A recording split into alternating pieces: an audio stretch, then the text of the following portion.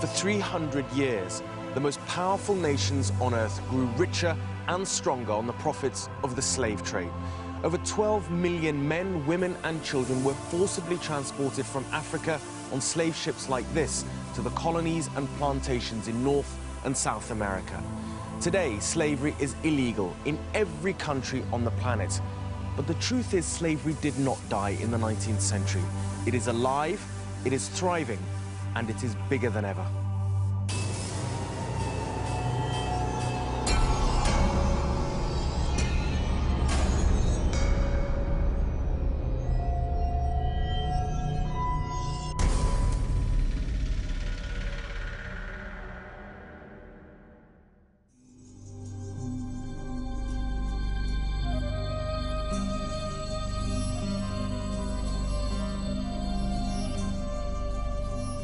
Among the brick kiln factories of rural Pakistan, one of the oldest and most brutal forms of slavery continues virtually unnoticed by the outside world. भट्टा जात जो हैं वो एक तरह के बेकार कैंप हैं, एक तरह की निजी जेलें हैं जहां पे इन मजदूरों को कैद करके रखा होता है. For those trapped here, there seems no escape. गुलामाना जिंदगी जी ऐसी गुलामी दी हालत दे विच ही ਅਸੀਂ ਆਪਣੀ ਆਜ਼ਾਦੀ ਦੇ ਅੰਦਰ ਕੰਮ ਨਹੀਂ ਕਰ ਰਹੇ. And this slavery traps entire families, sometimes for generations. ਜ਼ਿੰਦਗੀ ਹੁਣ ਕੜੀ ਪਿਛਲੀ ਬੁਖਾਰ ਹੀ ਬੰਦੇ ਦਾ ਕਿਸੇ ਵਿੱਚ ਟੁਰ ਜਦ ਬੁਖਾਰ ਹੀ ਹੋ ਜਾਂਦੀ ਹੈ. ਕੰਮ ਹੁੰਦਾ ਕੋਈ ਫਿਰ ਮਜਬੂਰੀ ਨਾ ਕਰਨੀ है. तो रोते भी हम थे, काम भी करते थे और भूखे मरते थे.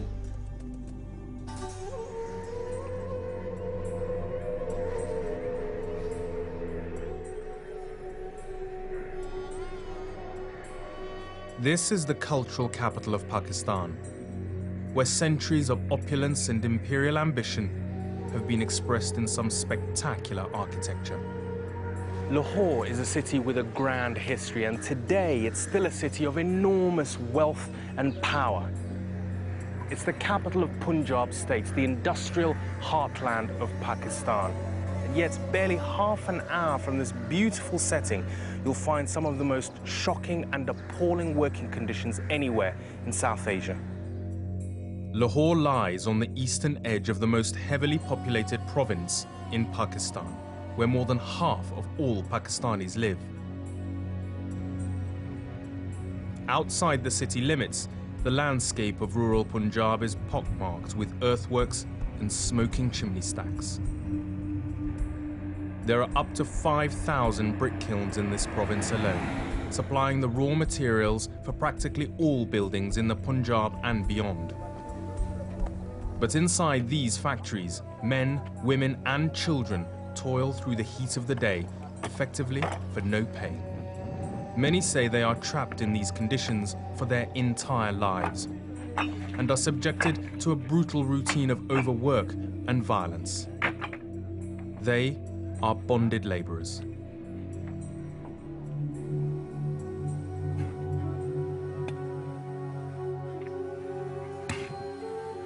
In the brick kilns, all bonded labor begins with a cash advance.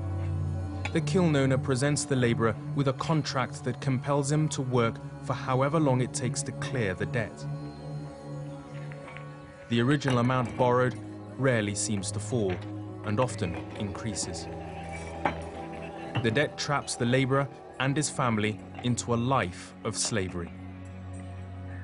There could be as many as 1 million people in bonded labor in Pakistan, including young children. And up to 90% of those who work in the brick kilns in the Punjab are working to pay off debts to their employers. The practice has been condemned by the United Nations as slavery, and is therefore prohibited by the UN's Universal Declaration of Human Rights. In Pakistan itself, bonded labor has been outlawed for almost 2 decades.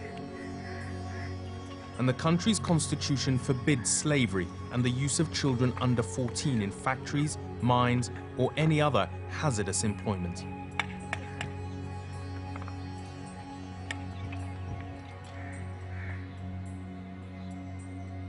Saida Fatima runs an organization that campaigns for brick kiln workers and against the whole system of bonded labor.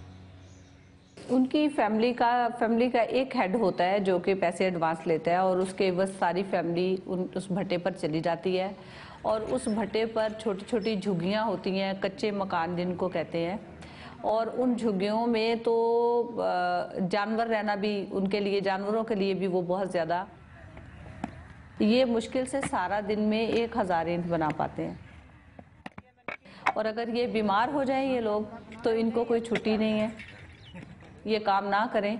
तो पिछले साल यहाँ पे वाकया एक हुआ है कि मज़दूर को बुखार था, उन्होंने उस दिन काम नहीं शुरू किया था तो उसको गोली मार के मार दिया, मर्डर कर दिया। Ashraf became a bonded laborer 6 years ago, having incurred a debt to the brick kiln owner of 140,000 rupees, or about $1,600. He accepted the loan, as many do, to pay for his marriage. Ever since, he, as well as his 2 young sons and his father, have had to work to meet their quota of 1,000 bricks a day. Often this leaves little time for rest.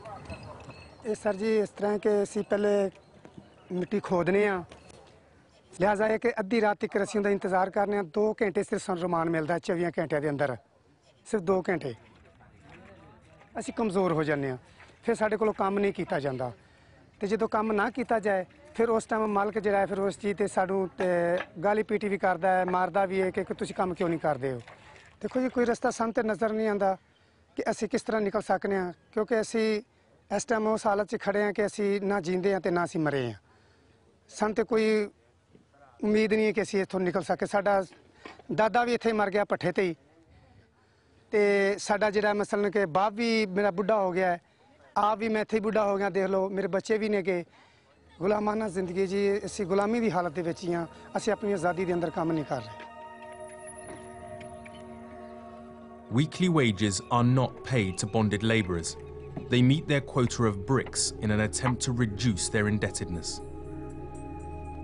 However, many bonded labourers in the brick kilns are illiterate. If they had been shown contracts, they would not have known what they were signing. And none of the labourers we spoke to had any idea what rates of interest were being charged for their debts.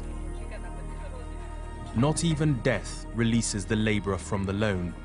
It is then handed down to other members of his family. So a small loan made several years or even decades ago can still entrap wives, brothers, sisters, sons and daughters. Having the opportunity to see a brick kiln in close quarters, what strikes you is not just the working conditions of people here, but it's also just the generations that are involved, and it's incredibly shocking to see not just 1 or 2 generations at work in enforced labour, but 3 generations, a grandfather, a father and the grandchildren, with almost no possibility of ever escaping this kind of existence. But a few have managed to escape. Deep inside one of the poorest districts of Lahore lives a small community of Christians. In Pakistan, Christians are a religious minority under siege. Some have found themselves imprisoned or worse after being accused under the country's draconian blasphemy laws. And their political supporters have been murdered. Christians remain overwhelmingly poor and illiterate. And in the Punjab, many Christians work in the brick kilns. A tiny compound next to a church is now home to Khalid and his family. Until recently, he was trapped in a brick kiln, having been drawn into bonded labour with the offer of an advance of 20,000 rupees, or around $250. He believed his work would steadily pay this off over the next 2 years. तो हमारा 2 साल पैसे भी काटते रहे, तो 2 साल के बाद उन्होंने 1 लाख रुपया बना दिया। तो उसके बाद मैंने उससे रिक्वेस्ट की कि मैंने तो आपके पैसे सारे कटा दिए हैं काम करके। But Khalid was told by the brick kiln owner that he would have to work another 2 years to pay off the debt. Throughout his time at the brick kiln, Khalid says he was subjected to repeated violence. निशान है ना मेरी लातों पे निशान है ये देखो ये सर उन्होंने ये डंडे मारे हैं ये देखे निशान ये निशान है हाँ जी काफ़ी लोग हैं तुम से With no means of paying back the debt, Khalid and his family decided they had to try to escape the brick kiln, even though they knew they may not survive the attempt. इनमें 10-10 gun man रखे होते हैं जिनके पास क्लैशन कोप होती हैं pistol होते हैं जो उनके जो क्वार्टर बने होते हैं उनके चार्ज फिर उनके गन मैन होते हैं कि जब कोई रात को अंधेरे को या दिन को निकले तो उसे शूट कर दो They chose to leave under cover of darkness, but even after they'd made it to the perimeter of the brick kiln owner's land, they were still not safe. पीछे से उनका डर था कि उनके आदमी असला लेकर मारे मगर ना आ जाएं, तो फिर 15-20 मील का टोटा था जो हमने वो पैदल किया रास्ते में हमें कोई जंगल भी आबान में रास्ते में मेन सड़क पे तो हम चढ़ ही नहीं सकते थे वो पहलियों में घुसते घिसाते हम लाहौर में आ बढ़े Khalid now works as an office cleaner in Lahore. He earns a weekly wage and is free to work where he can find it. This is no escape from chronic poverty, but it is an escape from the violence and fear he lived with as a bonded labourer. Slavery in the brick kilns is not just the result of unscrupulous owners. It's a consequence of a social structure in rural South Asia that stretches back hundreds of years. To understand why conditions in this industry are so bad and why those owners who abuse their workers are rarely challenged, you have to appreciate that brick kiln owners are part of a much wider system, one of feudalism, where land ownership, political patronage and economic power are all intertwined.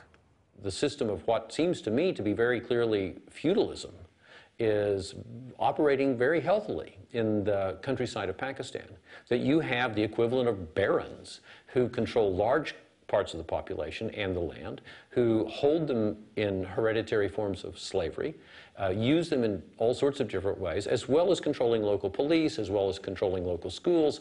It's a kind of mafia. There is a feudal system in this country. Anybody living anywhere remotely connected to a feudal family, even if they are not bonded slaves to these families, the kind of control that they have over this population is tremendous.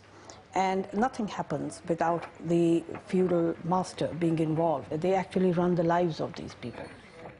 So you can see how the double jeopardy applies to them. Firstly, because of their economic status and the repression of the more powerful politically and socially over them, and secondly, because they are from an even more vulnerable category of citizens, which is non-Muslim minorities. Feudal power can extend so far into the lives of bonded labourers that even the most personal of matters are decided by the brick kiln owners. पाबंद होता है, वो अपनी मर्जी से कहीं जा नहीं सकते, यहाँ तक कि वो अपनी बेटियों की शादियाँ भी अपनी मर्जी से नहीं कर सकते जब तक कि वो उनके जो मालिकान हैं या जो उनके मुंशी हैं उनकी इजाज़त ना हो, वो उनकी शादियाँ भी नहीं कर सकते. और जब वो प्रेग्नेंट होती है या ज़चकी की हालत में होती है तो उसको कोई छुट्टी नहीं होती, उसको काम करना होता है. और हमने यहाँ तक देखा है कि वो बच्चा पैदा करने के फ़ौरन बाद 1 दिन का बच्चा लेके वो पेड़ों में, और उन्हें कोई इजाज़त नहीं होती घूमने फिरने की, निकलने की. जहाँ वो हैं उन्हें सिर्फ काम करना है और बस. Shoaib Khan Niazi is a powerful businessman and landowner from Lahore. He also represents all the brick kiln owners in Pakistan. Touring a brick kiln with his entourage, he tells me that workers here, far from being exploited, are actually engaged in a labor of love. यहाँ हमारे पास जो आदमी काम करते हैं आम तौर पे जो ख़ास तौर पे जो ईंट बनाने वाली ये लोग हैं ना, ये इसी काम में इतने हैं कि वो एक तो एक स्किल होती है उनकी, आम तौर पे ये एक ख़ास कम्युनिटी भी है. Mr. Niazi sees the presence of young children among the bonded labourers as something that perpetuates the system in a way that benefits them. मगर ये क्यों करते हैं? मैंने आपको कहा ना कि अगर कोई एक आदमी कबाब ईंटें बनाता है, उसका बेटा भी उस काम को सीख लेता है, तो फिर उसको एक ख़ास एक्सपर्टी होती है, तो वो उस काम में, जैसे कि एक लोहार का बेटा लोहार करता है, एक इलेक्ट्रीशियन का बेटा अगर बाप के साथ काम करेगा तो वो इलेक्ट्रीशियन ही बन जाएगा। दूसरा, वो उनको और कोई काम शायद पसंद ही नहीं आता। But I mean, it's a very tough industry. It's very difficult conditions. We can see that right here where we are. What do you say to those allegations that working conditions in the industry is equivalent to modern slavery?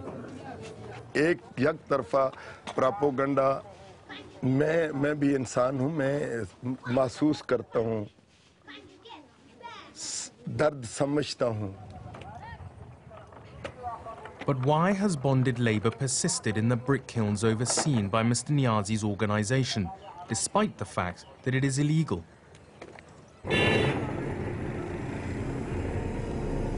Lahore, like most cities and villages in the Punjab, is built with bricks. Everything, new and old, depends on this one cheap building material. The brick kilns supply these local markets only. Nothing is exported. And this means that what happens in the brick kilns is much less subject to international scrutiny.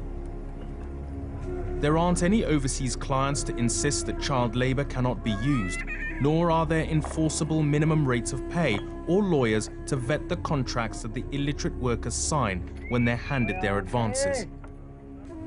And nothing to protect bonded labourers from a new and terrifying form of exploitation: organ trafficking. I'm travelling to a small village outside Lahore to meet Maqsooda. She is one of a growing number of victims of traders who prey on the desperation of brick kiln workers and their families to pay off their debts. ਸਾਡੇ ਤੇ ਉਦੋਂ ਵੀ ਪੈਸੇ ਬੜੇ ਸਾਜੇ 2 ਲੱਖ ਰੁਪਈਆ ਸੀ ਗੁਰਦਾ ਕਢਾਇਆ ਤੇ ਫਿਰ ਉਹਦੇ ਪੈਸੇ ਦਿੱਤੇ ਸਾਂ ਠੇਕੇਦਾਰ ਤੰਗ ਕਰਦਾ ਸਮਝਦਾ ਅਸੀਂ ਇਹਨੂੰ ਆ ਹਿੱਟਾਂ ਪਾਇਆ ਨਾਲ ਤੇ ਮੇਰੇ ਕੋਲ ਪੈਂਦੀਆਂ ਨੇ ਸਨ ਤੇ ਇੱਕ ਭਾਈ ਉੱਥੇ ਆਇਆ ਤੇ ਉਹਨਾਂ ਆਖਿਆ ਕਿੱਥੇ ਗੁਰਦੇ ਨਿਕਲਦੇ ਨੇ ਸਾਨੂੰ ਵੀ ਲੈ ਚੱਲ ਉਹ ਫਿਰ ਉੱਥੇ ਸਾਨੂੰ ਲੈ ਗਿਆ ਤੇ ਉੱਥੇ ਲਾਹੌਰ ਕਢਾਇਆ ਸੀ ਆਦਲ ਹਸਪਤਾਲ ਵਿੱਚ ਤੇ ਅਰਬੀ ਸੀ ਕਿ ਨੂੰ ਗੁਰਦਾ ਲੱਗਾ ਸੀ ਮੇਰਾ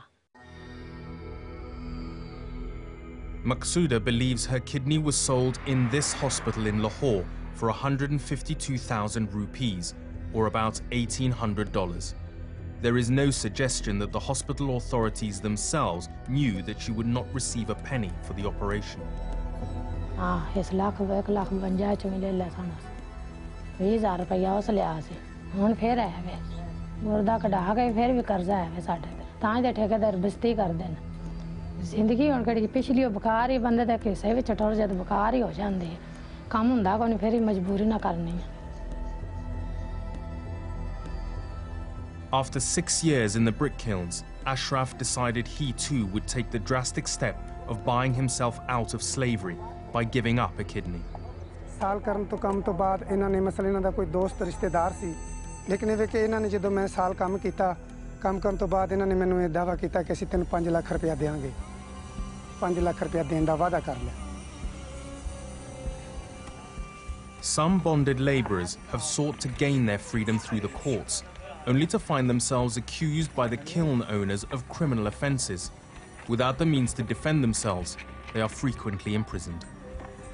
When those that are repressing have all the access to the state institutions, they have the power to use state institutions against the people that they are oppressing. For instance, the police has always worked for the factory owners. The police has, at the behest of the factory owners, harassed and chased laborers when they have tried to escape. They have kept them in custody and tortured them at the behest of owners. So it's not just the owners, it is the collusion of the state agencies that has made that power dynamics so much tilted in their favor. The abuse meted out in the brick kilns can be particularly extreme when it is directed at women. This is Maria. She is 19 years old, married, with 3 children. मेरा बंदा ते मेरा जेठ और गया थी Cola बनने ते रात को उसने शराब पी हुई थी, ते वो आया, उसने मेरे नाल ज़बरदस्ती की और मेरे नाल गंदा काम भी किया। ते फिर हम भाग आए थे उतों, ना मेरे पैरों में जूती से ना मेरे लीड़ा भी सिर पे है सी, ते हम उतों भाग आए।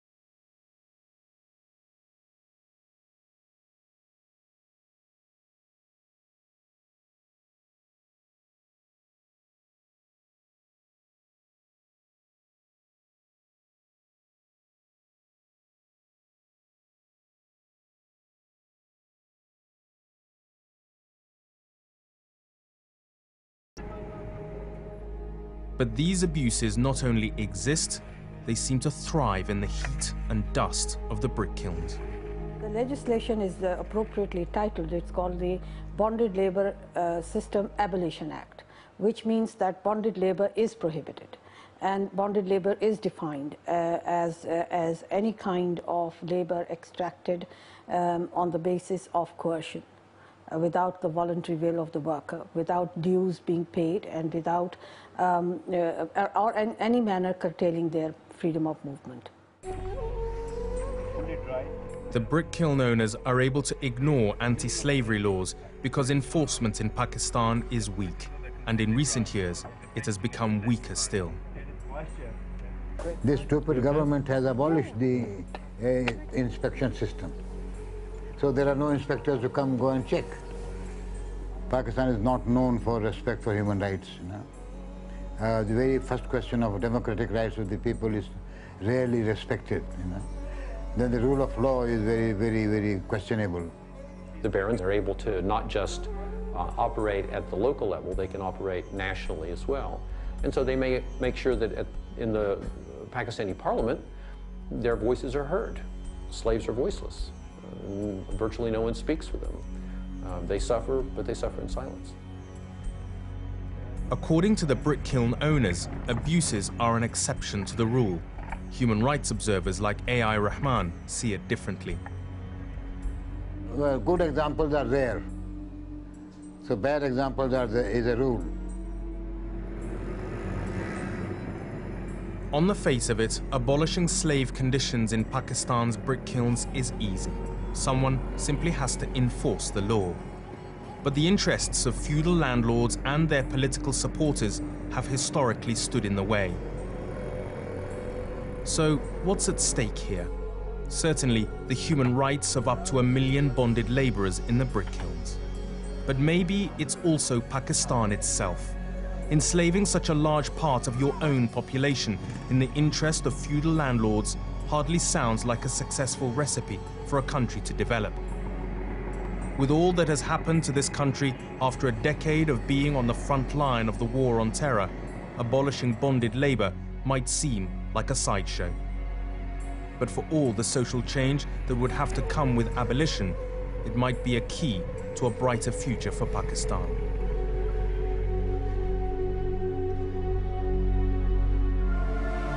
In the next episode of Slavery, a 21st Century Evil, Haiti, the country built by slaves who had freed themselves, and the child slaves hidden in plain sight in its slums today.